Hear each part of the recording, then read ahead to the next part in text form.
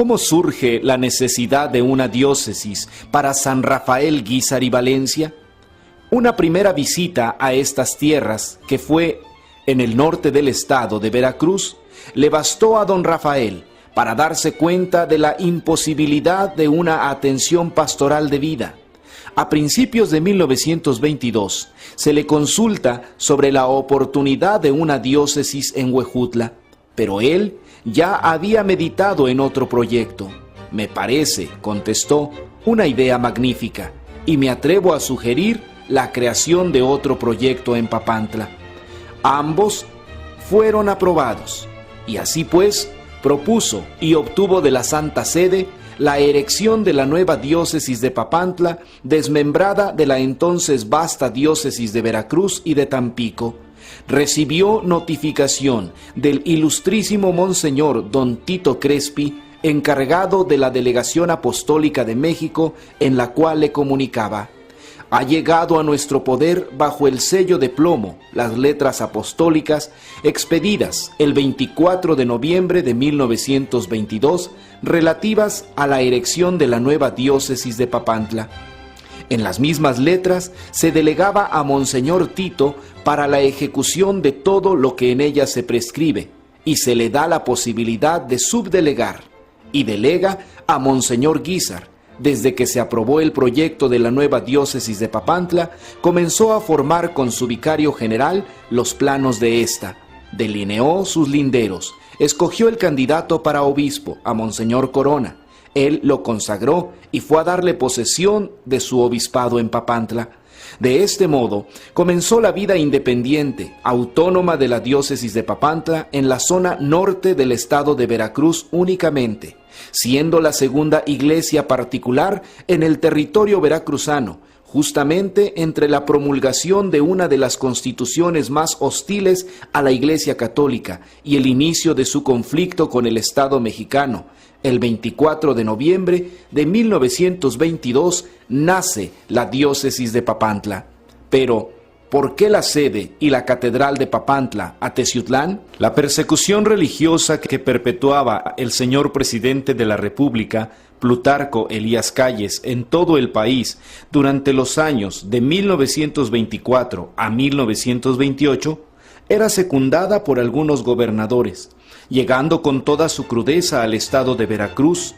En 1925, con el gobernador Adalberto Tejeda, concretamente, quien se opuso rotundamente a que Monseñor Nicolás Corona volviera a Papantla. Por ello, durante esos años se dedicaba a visitar parroquias clandestinamente y de incógnito.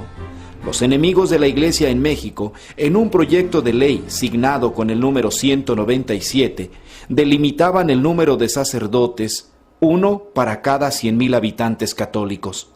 Monseñor Nicolás Corona se refugió en Teciutlán, Puebla, ciudad situada al noreste del estado poblano, comunicada únicamente con los demás pueblos y parroquias de la diócesis por caminos de herradura y barcaza, o en coche, solo por la Ciudad de México, tomando el camino a Tuxpan y llegar por ahí a los pueblos del territorio norte de Veracruz. El 14 de julio de 1925, estando desterrado de su sede episcopal el excelentísimo señor obispo don Nicolás Corona y Corona, la parroquia de la Asunción comienza la construcción del templo expiatorio de Texaxaca por sus fieles y apoyados por el entonces párroco don José Cabezas, para desagraviar el pecado cometido del 14 de noviembre de 1921 con el atentado de bomba en la insigne Basílica de Guadalupe en la Ciudad de México, siendo el primer templo que se construía dedicado a la Santísima Virgen de Guadalupe en toda la República Mexicana como templo expiatorio. A finales de los años 20, Monseñor Nicolás Corona va a la Ciudad Eterna, a Roma, para dar un informe a la Santa Sede sobre la situación sociopolítica y religiosa tan deplorable en que se encontraba la diócesis.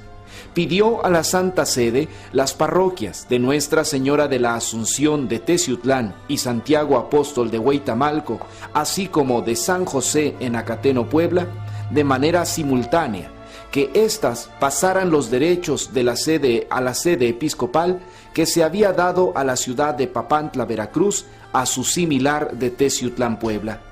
Su Santidad el Papa Pío XI decretó que el territorio de las parroquias de Teciutlán, Hueytamalco y San José, con todos sus feligreses, fueran desmembradas de la Arquidiócesis de Puebla de Los Ángeles y perpetuamente agregadas a la Diócesis de Papantla, quedando mudados por tal motivo los límites de ambas diócesis con todos los derechos, honores y prerrogativas de que gozan las sedes episcopales en América Meridional, y que la iglesia de Teciutlán, dedicada a la Asunción de la Santísima Virgen María, sea erigida en catedral. El 19 de junio de 1931, la parroquia de la Asunción fue elevada a catedral, con motivo del cambio de sede episcopal de la ciudad de Papantla a Teciutlán, por petición del excelentísimo señor obispo don Nicolás Corona y Corona a la Santa Sede, y concediéndole esta, la ciudad de Teciutlán, como residencia y sede de su diócesis debido a los graves problemas que atravesaba el país por la persecución religiosa, siendo Veracruz uno de los estados más afectados. Del año 1933 al año 1937, hay tensión y persecución en el estado de Puebla. Las iglesias estaban abiertas, pero no había culto. Esto termina con la llegada al poder del general Manuel Ávila Camacho como secretario de Guerra y Marina, hoy Defensa Nacional, y de su hermano Maximino Ávila Camacho como gobernador del estado de Puebla, originarios de Teciutlán, lo cual favoreció las gestiones del señor cura don José Cabezas Martínez y de la señora Eufrosina Camacho de Ávila, madre de estos influyentes políticos, logrando en 1937 el respeto de la Iglesia, lo que influyó notablemente para el bien espiritual de la jerarquía y de los católicos en general en la región. Toleradas las relaciones clero y gobierno, se entregó el terreno adjunto a la catedral que había sido utilizado por los soldados como caballeriza. Hoy la plaza cívica, en ese entonces era el patio del curato de la parroquia. El 26 de julio de 1937, a las 3:47 de la mañana, existió un fuerte temblor de magnitud 7.7 en la escala de Richter, en la zona de Veracruz, Oaxaca, en el que la catedral quedó afectada con serias cuarteaduras. El señor obispo, don Nicolás Corona, da indicaciones al señor cura don José Cabezas Martínez de que se hicieran las reparaciones correspondientes. Fue en estas reparaciones de 1937 donde se construyó la hornacina, el fondo del muro para la imagen titular y patrona Nuestra Señora de la Asunción, y fue en este año cuando se restauró esta imagen, aprovechando el material escultórico de la imagen antigua con sus dos ángeles, tal como ahora la vemos en la parte más alta del altar de nuestra catedral. Por último, se abrió el ventanal circular en la parte más alta del muro central del altar mayor con las siglas marianas. Desaparece el retablo y ciprés del altar mayor. Se decora bella y artísticamente los muros, las columnas y las bóvedas. Se cambian las ventanas por artísticos vitrales como hasta hoy los vemos. Se instala el manifestador del Santísimo Sacramento. Se pinta el maravilloso óleo de la Anunciación de María que se encuentra en la parte norte del altar mayor. El cromo original se encuentra en la Casa de las Religiosas del Verbo Encarnado, que es de 15 por 30 centímetros. El 15 de agosto de 1937, el padre José Cabezas Martínez integra el comité que hace posible la primera feria titular en esta ciudad de Teciutlán dedicada a la Santísima Virgen de la Asunción de María, la cual consistía en eventos de índole religioso y cultural, sobresaliendo una serie de conferencias expuestas por personalidades intelectuales de buenos católicos, en donde se dio a conocer, en resumen, la historia de la ciudad episcopal. Estas conferencias fueron: primera, Teciutlán, su pasado, su presente y su futuro,